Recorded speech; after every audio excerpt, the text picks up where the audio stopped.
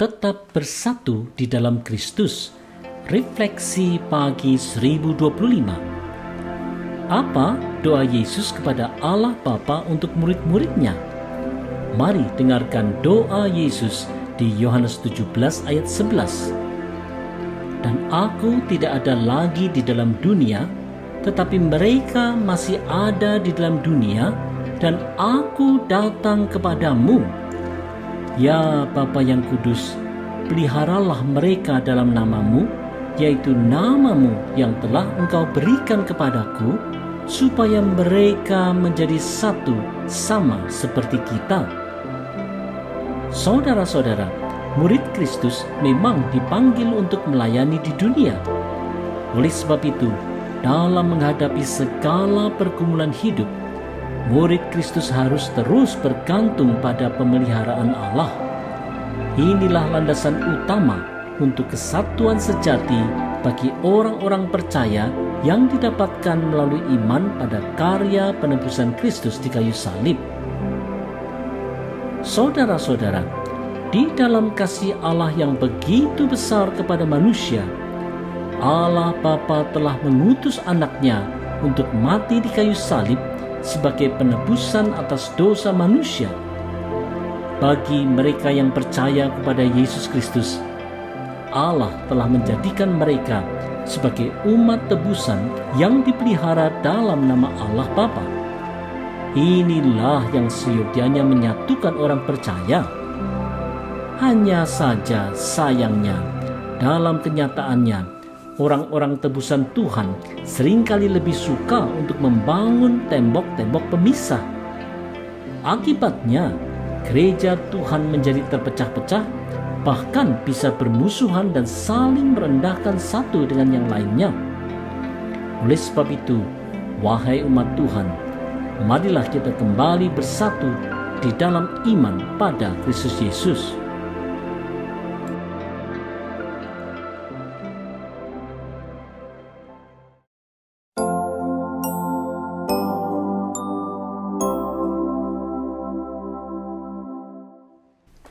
Bersyukur atas pemeliharaan Kristus. Refleksi pagi 1026. Apa yang disampaikan Yesus Kristus dalam doanya kepada Allah Bapa tentang murid-muridnya? Mari dengarkan doa Yesus di Yohanes 17 ayat 12. Selama aku bersama mereka, aku memelihara mereka dalam namamu, yaitu namamu yang telah Engkau berikan kepadaku. Aku telah menjaga mereka, dan tidak ada seorang pun dari mereka yang binasa, selain daripada dia yang telah ditentukan untuk binasa, supaya genaplah yang tertulis dalam kitab suci. Saudara-saudara, di dalam pelayanannya, Yesus Kristus tidak hanya melayani orang banyak, tetapi ia melayani, mengajar dan memberi teladan bagi murid-muridnya. Di dalam kasih dan kesetiaannya, Yesus selalu menjaga murid-muridnya meskipun akhirnya ada satu muridnya yang berkhianat. Saudara-saudara, melalui segala apa yang dilakukan Yesus Kristus kepada murid-muridnya, ia membawa mereka untuk makin mengenal Allah Bapa yang Maha Besar dan Maha Agung. Yesus memang mengasihi murid-muridnya. Karena itu, Yesus memberi perhatian penuh kepada mereka dan menggunakan setiap kesempatan untuk mengajar mereka. Yesus tahu bahwa melalui murid-muridnya yang penuh kelemahan dan kekurangan inilah berita kabar baik tentang keselamatan dalam Yesus Kristus itu akan diteruskan ke seluruh dunia. Oleh sebab itu, marilah kita bersyukur akan kasih Kristus yang kekal, yang tidak berubah terhadap orang percaya. Melalui Roh Kudus-Nya, Yesus Kristus pasti akan memelihara kita sampai kepada kesudahannya.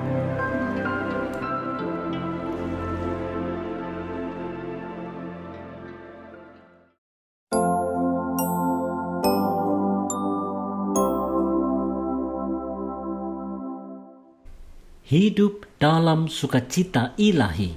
Refleksi pagi 1027. Apa tujuan doa syafaat Yesus Kristus kepada Allah Bapa untuk murid-muridnya?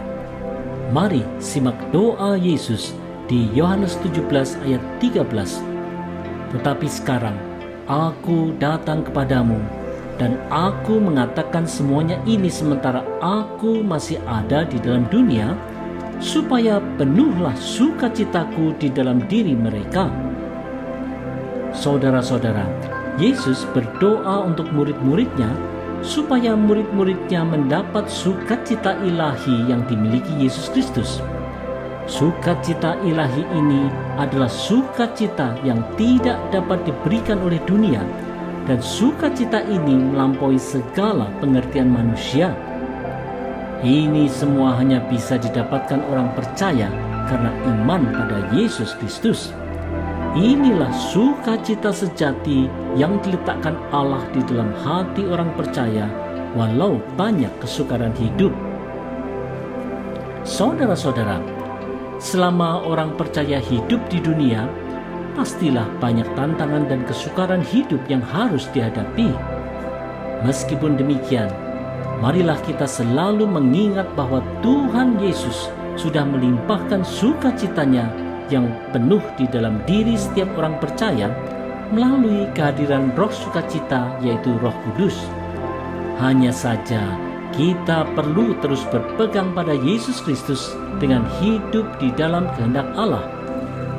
Situasi dan kondisi kehidupan kita memang bisa diliputi dengan berbagai terpaan awan gelap dan angin ribut. Tetapi dengan kehadiran Roh Kudus yang ada di dalam hati setiap orang percaya, kita akan dimampukan Allah untuk tetap bersukacita di tengah-tengah segala pergumulan manusia.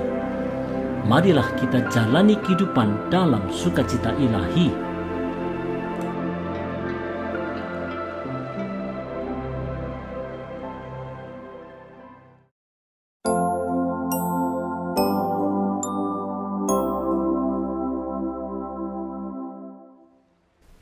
Menjadi duta Kristus kepada dunia. Refleksi pagi 1028. Apa doa Yesus Kristus bagi murid-muridnya? Mari lihat Yohanes 17 ayat 14 dan 15. Aku telah memberikan firman-Mu kepada mereka, dan dunia membenci mereka, karena mereka bukan dari dunia, sama seperti aku bukan dari dunia.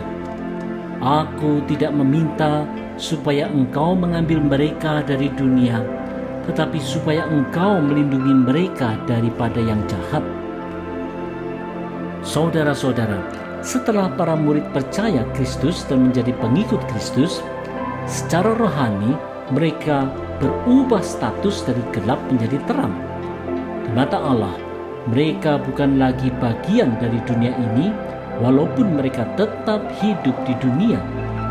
Firman Allah lah yang menjadi penuntun kehidupan mereka, dan Allah sendiri jugalah yang melindungi mereka dari si jahat. Oleh sebab itu, dunia membenci mereka. Saudara-saudara, sejak kita percaya kepada Kristus dan memperoleh keselamatan kekal di dalamnya, sebenarnya kita telah memperoleh status baru, karena kita telah dipindahkan dari kerajaan gelap ke kerajaan terang dari Yesus Kristus. Memang kita tetap hidup di dunia, tetapi status kita bukan lagi dari dunia ini. Kita memperoleh status baru sebagai utusan atau duta Kristus untuk membawa kabar baik tentang Yesus Kristus kepada dunia sekitar kita. Untuk itu, Allah membekali kita dengan firman-Nya yang merupakan penuntun iman dan penuntun kehidupan. Hanya saja, seringkali kita terlena dan malah kembali menjadi bagian dari dunia ini dengan segala tindakan jahat kita. Oleh sebab itu, marilah kita bertobat dan kembali menjadi duta Kristus.